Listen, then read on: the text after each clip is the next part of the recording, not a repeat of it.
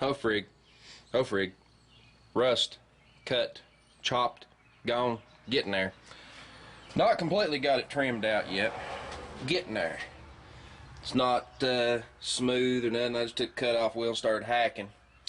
I've still got some rust, as you can see, clear up to here, but you can see my panel goes to crap.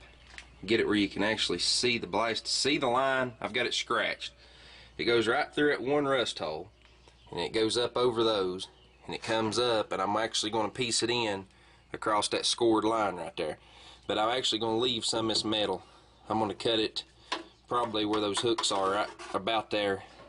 I'm not going to be able to flange just like I wanted to. It's just not going to happen.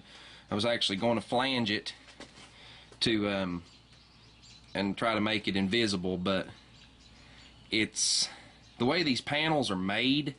They're semi-flanged any blasted way. I don't know if you can really tell.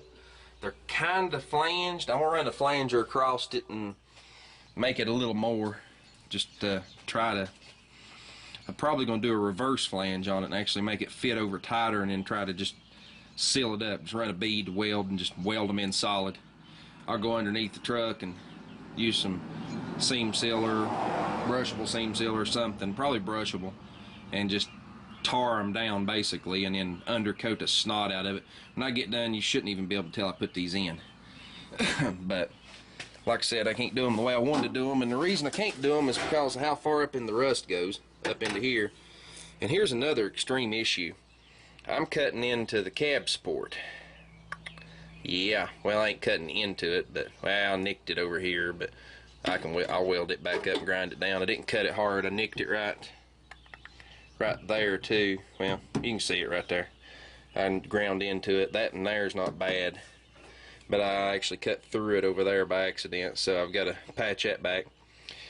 I'm still debating on whether I'm going to leave this floor pan under here. I don't want to leave this part of metal right here. I actually want to take this piece of metal at least to right there, and I've got to leave this piece. I have no choice. And it's not rusted, and it's not going to be a problem, but I've got to leave a flange there to weld to. The rocker panel actually has a flange right here, you know, as you can see down the side. It's got a flange. It reverses when it hits right here. That's the reason I've chiseled it off right there and stopped. It reverses. The flange is actually on the floor pan. It folds over and then welds to this, the best I can tell.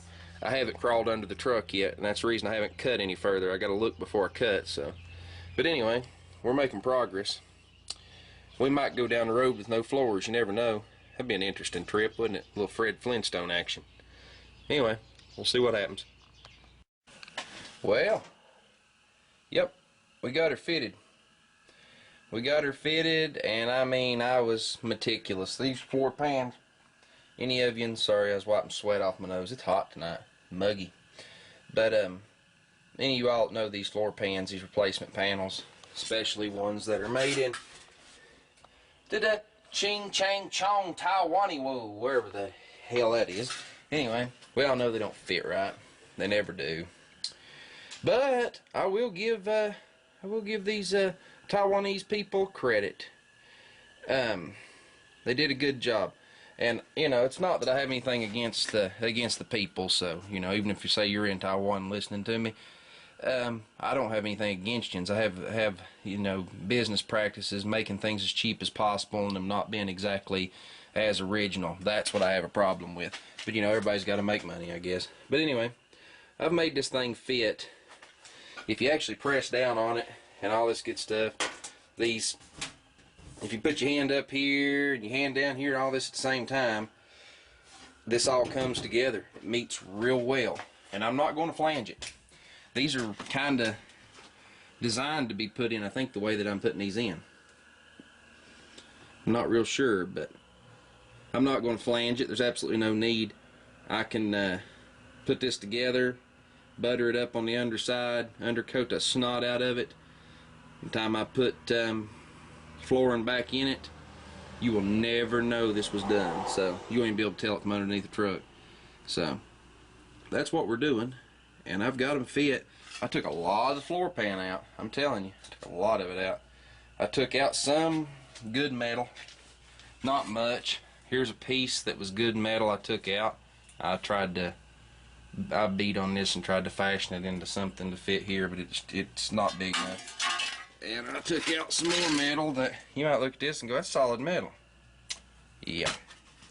This was the, this is the inside. This was the outside. Kind of weird, ain't it? Brought it from the inside out. Anyway. Oh, and I'll leave you with one more thing. I was sitting here doing this, finding pieces and parts and stuff that was in the floorboard, and different stuff that was under the seat and stuff that was in the dash box. Anyway, make a long story short, I come across a nickel. A single solitary nickel. And there's a story it has to do with my granddad and a nickel. I've got a nickel that he lost down around the windshield of his truck that I dug out after he passed away. I've kept that nickel for many years. But anyway, to make a long story short, I remember one time he opened deer season a day early in Greene County. He had a green long bed 78, just like this, except it's a 2-wheel drive. And, well, he tore the whole front end off of it. Found him a big old deer. Well, anyway, I found that nickel, and just for some reason, just the truck and it all connected together. But I can tell you probably why it did. I tried to cut my finger off today, and he was missing a couple ends. Had a little saw accident. But anyway, I figured you'd find that a little just kind of strange how you can take a nickel and connect it with a truck and connect it with about cutting your finger off with a cutoff wheel and all that good stuff, and put it all together. You know, it's just, you know, I can sit and work on this truck and this, that, and the other, and this is for feeling, you know. As much as y'all are going to hate to hear me say this, working on that, yeah, I'm working on a truck I like. It doesn't give me the satisfaction working on this thing. This thing, I feel like I have a purpose. With that, I feel like I'm just keeping my ego shiny, I guess you try to say. You know, I'm proud of that truck. I'm more proud of this one. And a lot of you just can't understand it. A lot of you just don't understand it. Most people don't keep... vehicles usually don't get passed down from generation to generation in most families, so it, I guess, could make a difference. Well, anyway, I've rambled and rambled and rambled, and I am absolutely tired.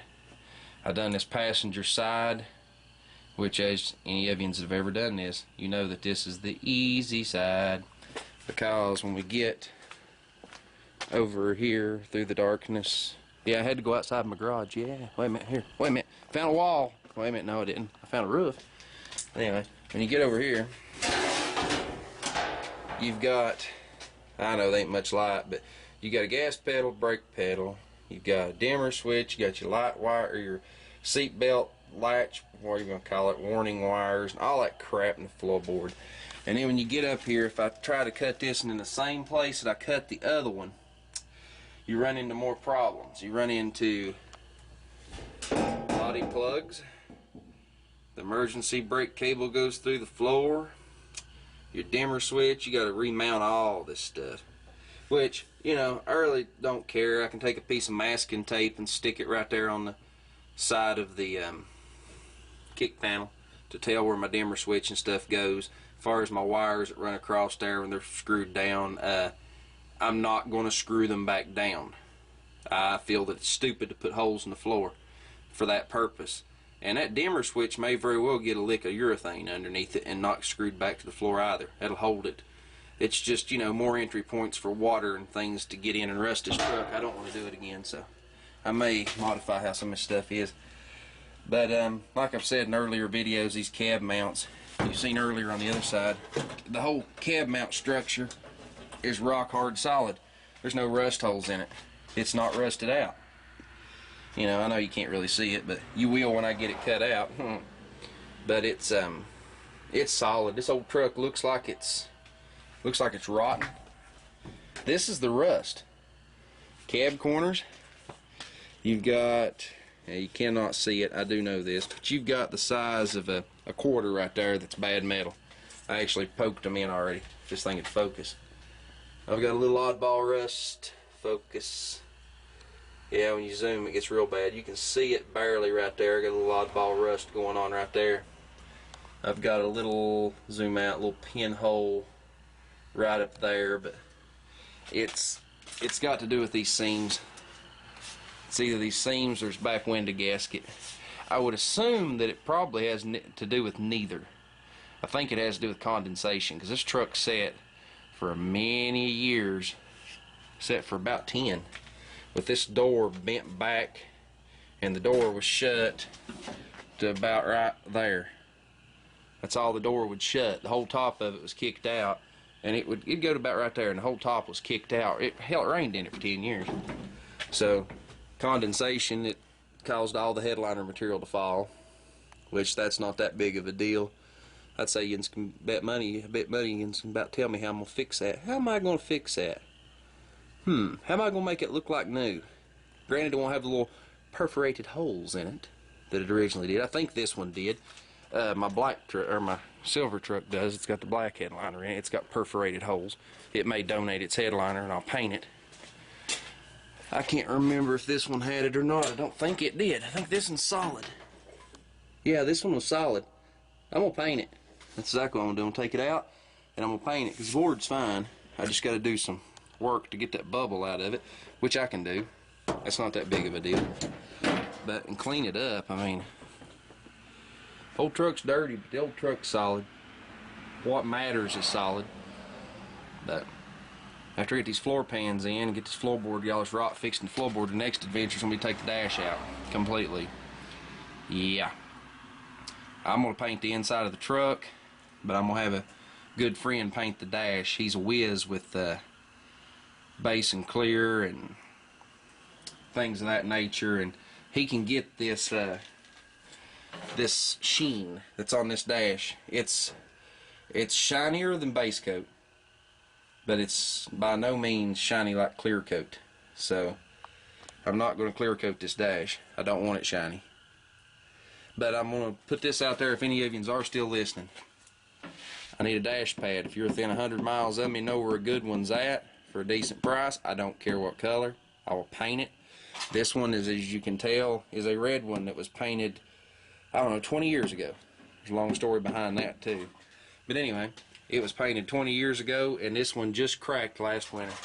It don't have but one crack in it. Right there, it cracked, it split last winter. Painting them dash pads is a way to go to keep them from cracking. I can tell you that right now. Because I ain't seen one of these trucks that had an original dash pad that wasn't cracked. And this one actually come off of, I think, a 74, 5, somewhere around our truck is what that dash pad there came off of. So it's actually older than this truck. And it just cracked last year. That's a pretty good track record. There's another thing, if anybody's can find that I really want, is the rubber floor mat. Yeah, the rubber floor mat. I found a company called Stock Interiors. They make a blue one. They sent me a sample. Oh, it sucks. It really sucks. The true color of this mat is really hard to tell, but it's so darn dirty. But anyway, to make a long story short, there you go. It's blue. It kind of looks green in the light, I guess. At least it does to me through the camera. See, it's actually split into two pieces. It's in more than two pieces. But as you can see, it's blue. The sample they sent me don't look exactly like it, and I don't really like it. And it comes kind of generically molded. You got to cut all the cutouts and everything. So if anybody knows where a blue one's at, I would, if there's a blue one that's real nice, and somebody's got it and wanted carpet for their truck, I'd gladly buy them a carpet and trade them. Not a problem. But anyway, I don't like y'all and y'all don't like me, so I guess I'm gonna hop off here and try to clean myself up. Can you see? I'm absolutely filthy. Grinding dust, rat shit, whatever else I found down there. I dug rat's nests out of the darn cab sports. Look at all that crap. I mean, I know the camera doesn't do it justice. I mean, it's like thick, okay? Look, I mean, it's thick. I can write my name in it. I don't know if you've seen what I've done. Yeah, you can see that. But, I mean, it's just crap. Rusted, rotten metal, rats' nests. There's mud dauber's nest. There's a wasp nest. It's crazy crap that was in there. No wonder the darn thing. No wonder these darn things rot. But I don't think, from looking at this, I don't think it was them cab supports were ever sealed in any way, shape, or form. Somebody give me your opinion on it. Should I seal it underneath where there's the ribs? Should I seam seal it? Or should I leave the back some open so they can actually, so something can get out? I don't know. I'm going to show you a real nifty product, a couple products here to use on this situation. A rust converter and a weld through zinc primer. But I'll show you that when I'm getting ready to use it instead of right now. There's no point. But I've rambled on for 12 minutes. Yins like long videos, so you're getting one. I think I've said all I need to say. 10-4 over and out.